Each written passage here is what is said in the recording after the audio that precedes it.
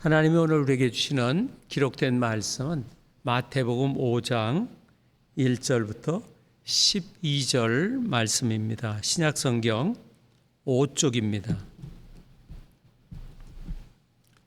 한 절씩 제가 한 절, 여러분들이 또 한 절 복수, 짝수 이렇게 해서 읽겠습니다. 예수께서 무리를 보시고 산에 올라가 앉으시니 제자들이 나아온지라. 심령이 가난한 자가 복이 있나니 천국이 그들의 것이며 온유한 자는 복이 있나니 그들이 땅을 기업으로 받을 것이며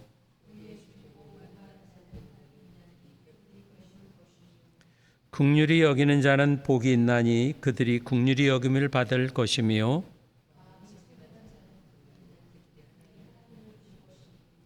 화평하게 하는 자는 복이 있나니 그들이 하나님의 아들이라 일컬음을 받을 것이며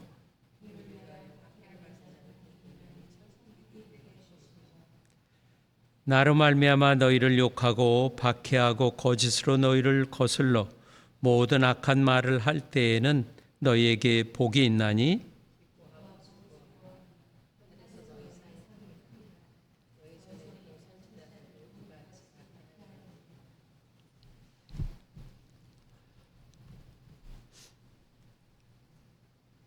한때 모세가 시내산에 올라가서 하나님의 그 율법을 선포했습니다. 근데 이제 예수님이 산에 올라가십니다. 모세가 시내산에서 하나님의 그 가르침인 율법을 이스라엘 백성에게 내려주셨듯이 이제 예수님이 또 다른 율법인 산상설교를 우리에게 선포하시는 것입니다. 그래서 오늘 성경은 산이라고 하는 독특한 표현을 씁니다. 산은 계시, 하나님의 임재하는 하나님의 임재를 상징하고 계시를 의미하는 겁니다. 산에 앉으셨다, 앉았다라고 하는 것은 예수님 당시에 선생님을 표현하는 그런 표현입니다. 그래서 예수께서 산에 올라가서 아주 권위 있게 말씀을 선포하십니다. 오늘도 여러분들이 묵상할 때 그런 표현인데 권능, 권세, 사람들이 그 예수님 앞에서 말씀을 들을 때는 권세 있는 말씀이다, 권능 있는 말씀이라 그렇게 이해를 하게 되는 겁니다. 그 예수님은 천국, 즉 하나님 나라가 왔다 그렇게 선포하십니다. 그래서 천국은 미래의 그 소망일 뿐만 아니라 현재 지금 이 땅에서 이루어지고 있는, 즉 하나님의 통치가 이루어지고 있다는 그런 의미입니다. 그래서 하나님 나라가 요구하는 태도, 천국이 우리에게 요구하는 그 삶의 태도가 산상 설교입니다. 5장에서부터 7장까지 이어지는 그런 말씀입니다. 그런데 이러한 그 천국이 요구하는 태도는 하나님이 특별히 부르셔서 그리고 그 하나님을 힘을 입어서만 순종할 수 있는 내용들이에요. 하나님이 부르지도 않았는데 천국의 삶을 산다. 희망사항이겠지만 성경에서는 불가능한 겁니다. 오직 예수님의 부르심에 그 힘입어서 그리고 그 예수님과 연합대에서만 따를 수 있는 그러한 명령입니다. 그래서 산상설교는 우리들이 받은 복과 또 그 받은 복에 따른 책임이 어떤 것인가? 그리스도인의 그 책임이 어떤 것인가를 우리에게 알려주는 것입니다. 그래서 산상설교는 그리스도인들이 예수님을 따를 때에 우리가 가져야 할 그러한 삶, 그리스도를 따르는 사람들에게 가르쳐야 할 기본적인 교리, 기본적인 윤리가 바로 산상수훈입니다. 마태복음 28장 20절에는 내가 너에게 분부한 모든 것을 가르쳐 지키게 하라. 볼지어다 내가 세상 끝날까지 너희와 항상 함께 있으리라 하시니라. 그래서 이 산상수훈을 이 마태복음의 중심적인 가르침으로 우리는 이해를 합니다. 특별히 오늘 말씀에는 팔복이라는 거예요. 팔복 교회 이름도 있고 8가지 복이라는 그런 의미입니다. 이 팔복 말씀은 아주 문학적으로 뛰어나죠. 반복과 리듬이 있어요. 심령이 가난한 자는 복이 있나니 천국이 그들의 것이며 굉장히 시적이죠. 반복되고 거기에 리듬이 그리고 여기에 핵심적인 단어가 있는데 천국하고 의입니다. 의.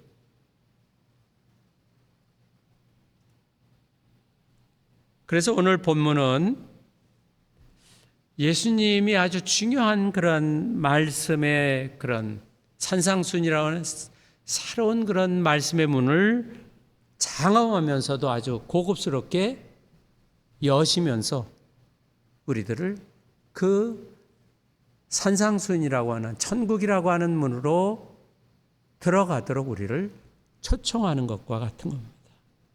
그래서 팔복 말씀은 하나님이 통치하는 그러한 그 나라로 들어가는 문이다. 그렇게 이해하면 됩니다. 3절 같이 읽어보죠. 3절 시작. 심령이 가난한 자는 복이 있나니 천국이 그들의 심령이 가난하다. 성경에는 가난한 자는 복이 있다는 말씀은 굉장히 많이 나옵니다. 구약에서도 가난한 자는 복이 있다. 근데 여기는 좀 독특한 표현을 쓰고 있죠. 이스라엘 공동체에서 쿰난 공동체라고 하는 독특한 공동체에서는 이런 말이 있습니다. 가난한 자보다 더 하찮은 것은 무엇인가요? 가난한 자보다 더 가난한 자는 무엇인가요? 가난한 자보다 하찮은 게 무엇인가요? 심령이 가난한 자입니다. 하나님께 신실한 자라는 거죠.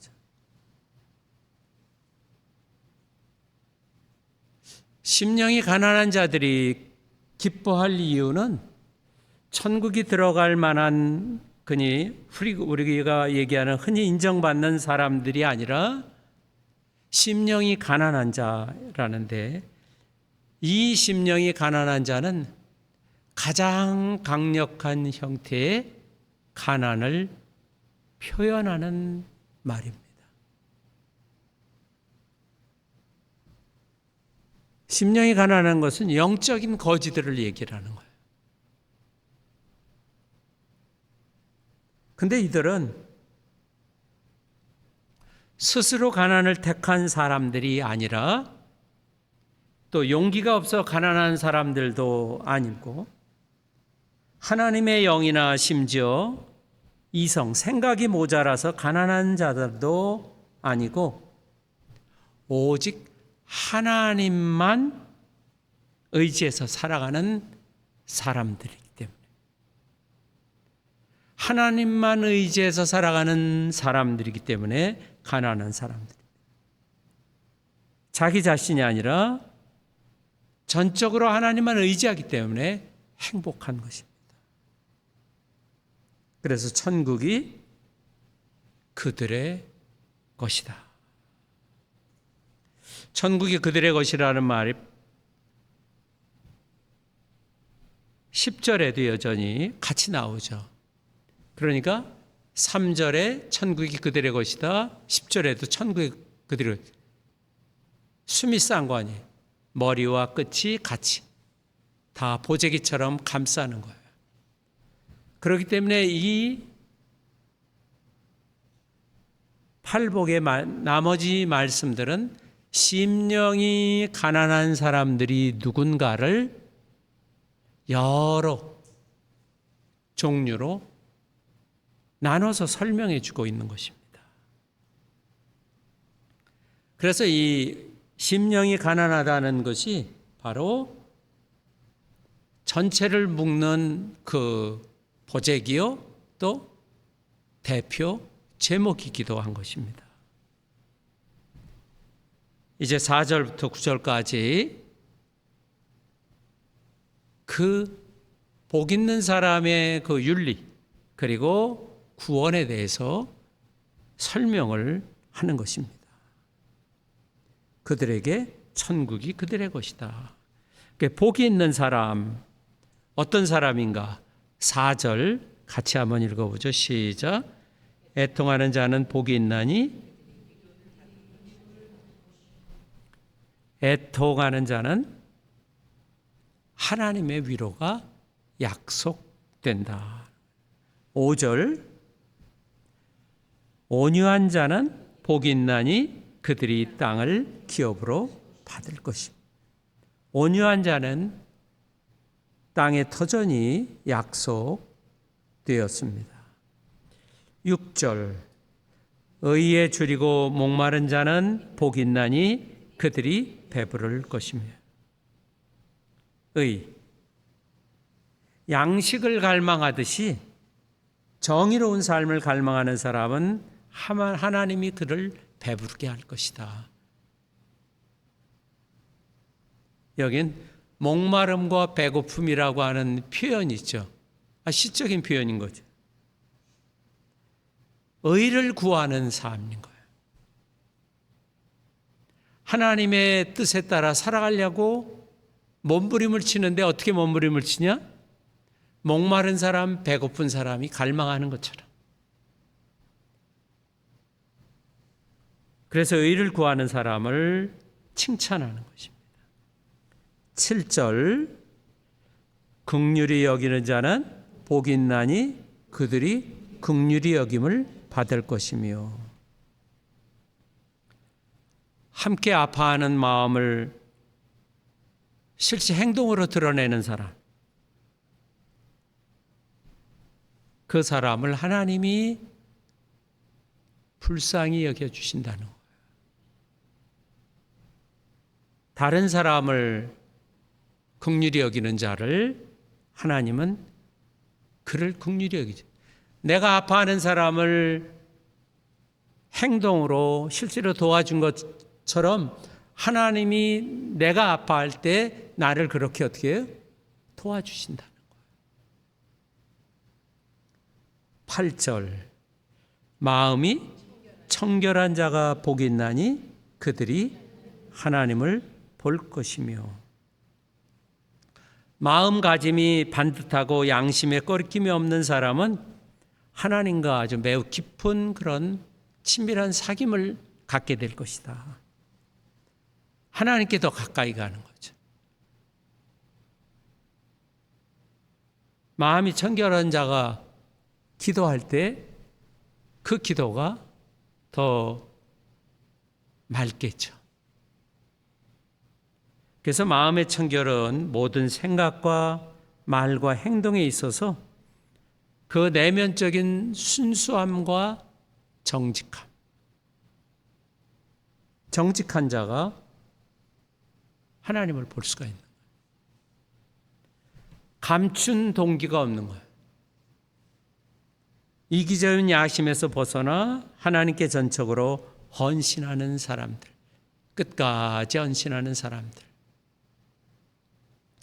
독일의 유명한 신학자 칼 라너라고 하는 사람이 기도에 대한 책을 썼습니다. 신학자인데도 그는 기도에 대한 책을 썼는데, 그 책이, 그 사람이 강조하는 내용은 이겁니다. 하나님 앞에 겸손하십시오. 그리고 끝까지 헌신하십시오.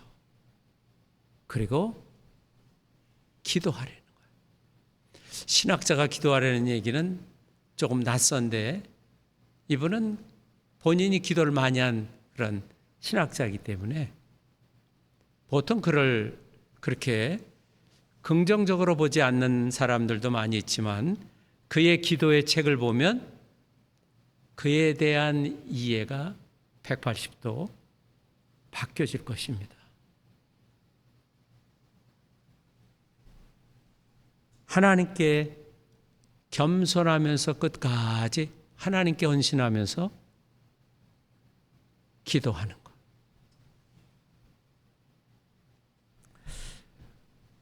구절 같이 한번 보죠. 화평하게 하는 자는 복이 있나니 그들이 하나님의 아들이라 일컬음을 받을 것이다.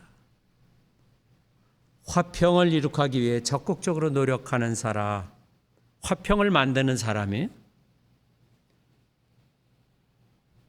그래서 긍휼과 화평은 교회뿐 아니라 세상 속에서도 나타나야 하는 거죠. 여기 화평을 나타내는데 이 10절에 보면은 10절을 같이 한번 읽어보죠. 10절. 예, 여기 보면 박해하는 자가 있어요. 화평은 박해하는 자와 정반대 사람이에요. 긍휼한 자나 또는 이 화평한 자는 박해는 자기와 다르기 때문에 해를 주는 사람 아니겠어요? 정다른 그런 사람인 거죠.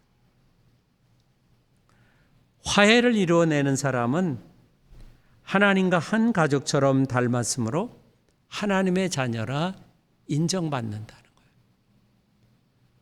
어떤 사람이 가면 화해하는데 어떤 사람이 가면 자꾸 깨져. 이간질을 시키고 나와 다르기 때문에 자꾸 나눠지는 거죠. 복이 없는 사람인 거죠. 행복하지 않은 사람 특징이. 박해하는 사람들이 그런 거 아니겠어요? 예, 10절 보죠. 의를 위하여 박해를 받은 자는 복이 있나니 천국이 그들의 것입니다. 끝으로 올바른 삶 때문에 박해를 당하는 사람은 복 있다고 칭송받게 되는 거예요. 올바른 삶을 살기 때문에 박해를 받는 거예요. 죄를 져서 고난받는 것은 당연한 거죠. 그것은 야고보서 말씀대로 죄가 있어 고난받는 것은 하나님의 원리잖아요. 일반적인 상식이고. 이거는 의로운 삶, 그리스도가 세우신 그러한 구원의 질서에 맞춰서 살아가는 우리의 태도와 우리의 그 행동, 삶. 그리스도가 만드신, 그리스도가 가르치신 그 구원받은 자의 삶을 살아가기 때문에 고난을 받는 것은 칭찬받는 것, 칭찬받을 일이다. 베드로전서 3장 14절에는 의를 위하여 고난을 받으면 복 있는 자니 그들을 두려워하는 것을 두려워하지 말고 근심하지 말라. 내가 올바른 삶을 살기 때문에 고난을 받으면 어떻게 해요? 복 있다고 하는 거예요. 근심하지 말라고, 두려워하지도 말라는 거죠.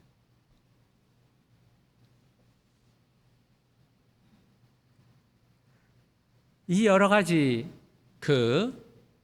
심령이 가난한 자가 바로 이러한 사람들이라는 거예요. 여러 가지를 나눠놨듯이.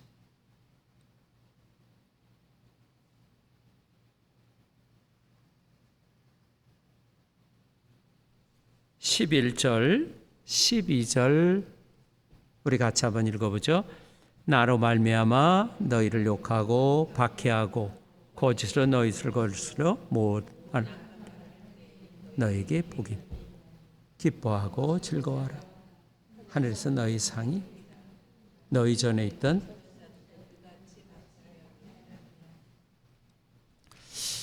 일반적으로 우리는 즐거운 일이 있거나 또는 다른 사람이 인정하는 그런 기뻐하고 또 축하할 만한 일이 생길 때, 또 우리가 상식적으로 좋은 일이 있을 때 우리는 기뻐하고 즐거워하고 또한 내가 행복하구나, 내가 복을 받았구나 이렇게 이야기를 합니다. 예수님은 지금 이러한 상식과는 정반대의 상황일 때 기뻐하라고 하는 거예요. 예수님과 관련되어 있다는 까닭으로 공개적으로 모욕과 박해와 험담에 시달리는 사람은 기뻐하고 아주 크게 즐거워해야 된다는 거예요. 욕먹고 모욕당하고 악한 말을 들으면서 기뻐하고 즐거워해 하라는 명령입니다. 기뻐하고 즐거워하라. 고난이 기쁨의 대상이 아니라 그럼 뭐가 그런가 하면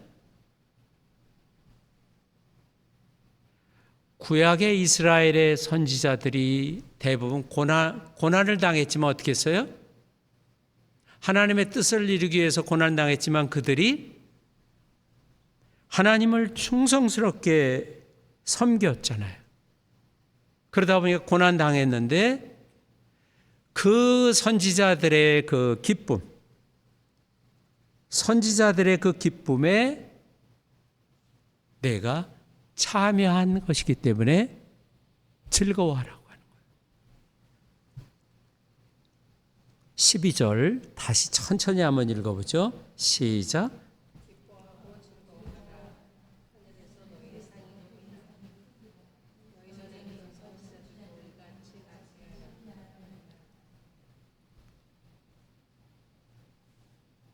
이러한 선지자들과 어떻게 해요? 하나가 되는 것이 기쁨으로 여겨야 된다고 하는 거예요.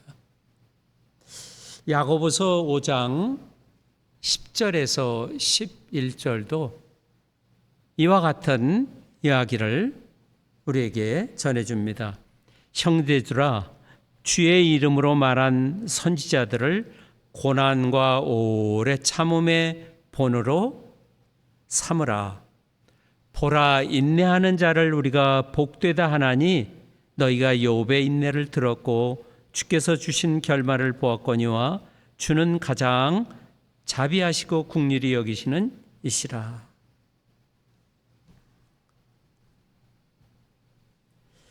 오늘 예수님이 우리에게 요구하는 것은 기쁨은 감정을 넘어서는 의지라고 하는 거예요. 믿음으로 기뻐하라고 우리에게 요구하시는 겁니다. 그래서 믿음이 있는 사람만 기뻐할 수가 있는 거예요. 행함이 있는 사람만 기뻐할 수. 마태복음은 야고보서와 일맥상통하는 것이. 야고보서는 완전히 그냥 행함을 강조하잖아요. 말씀을 믿는 사람, 기뻐하고 즐거워할 수 있는 거예요. 선지자들처럼 하나님만 믿고 하나님을 위해서 살고 올바르게 살기 때문에 고난받았다고 하는, 이 선지자들과 하나가 되는 복을 누리기 때문에 내가 고난 받아도 어떻게 해요? 기뻐하고 즐거워하는데 그 즐거움도 어떻게 해요? 크게 즐거워하라는 거죠. 하늘에서 상이 크다. 하늘에서 상이 크다고 하는 것은 어떤 받을 상의 양이 크거나 작거나 그렇게 이해하기보다는 하나님과 친밀해진다고 하는 것으로 우리는 이해하는 게 더 유익합니다. 왜? 하나님 나라는 크고 작고의 관계가 없는 하나님의 나라이기 때문에. 천국에서는 슬픔과 기쁨이 한데 어우러지고 배부름과 박해도 한데 어우러집니다. 그래서 천국은 이미 이루어진 것과 아직 이루어지지 않는 그런 긴장 관계에 있다는 것을 우리는 이해해야 합니다. 이 팔복 말씀이 우리에게 알려주는 것은 우리가 어떻게 천국 안으로 들어가냐 하는 것이 아니라 천국이 누구에게 다가오느냐. 이 세상 속에서 천국이 어떤 사람에게 다가오는가? 어떻게 행동하는 사람에게 다가오는가? 일반적인 가치관을 뒤집어 버림으로써 팔복 말씀은 산상설교 전체를 읽고 이해하는 길잡이가 되는 것입니다. 우리의 소망을 전적으로 하나님께 두고 오직 하나님으로부터 우리 삶의 충족을 기대하라는 겁니다. 우리는 단순히 감정적으로 호들갑을 떠는 것이 아니라 감정적인 사람이 아니라 믿음의 사람이 되어야 된다. 믿고 행동하는 사람이 되어야 된다는 거죠. 그래서 우리는 기뻐하고 즐거워한다고 할 때 세상 사람과 다른 그러한 가치관을 가진 것입니다. 고난 당하면서도 기뻐하고 크게 즐거워하는 것. 그리고 우리의 자의식이 나는 행복한 사람이라는 거예요. 정반대 세상은 다른 사람이 많은 팬들이 칭송하고 그 사람을 인정해 기뻐하고 즐거워하지만 우리는 하나님의 말씀, 그리스도의 말씀을 따르기 때문에 이 산상수훈을 따르기 때문에 이 비상식적인 주님의 가르침을 따르기 때문에 오는 고난으로 인해서 어떻게 해요? 자부심을 가져야 된다는 거예요.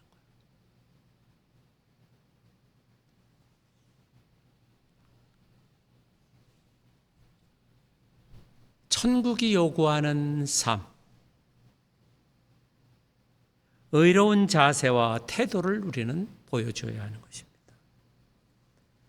오직 예수님의 가르침에 순종하여 복 있는, 즉 행복한 사람이 되어야 합니다. 예수님은 내가 가르친 모든 것을 끝까지 가르쳐서 지키게 하라. 주의 말씀이 여러분 안에 견고하게 뿌리내려서 믿음으로 살아가는 우리 모두 되기를 바랍니다. 기도하겠습니다. 들은 말씀을 붙들고 같이 기도하죠.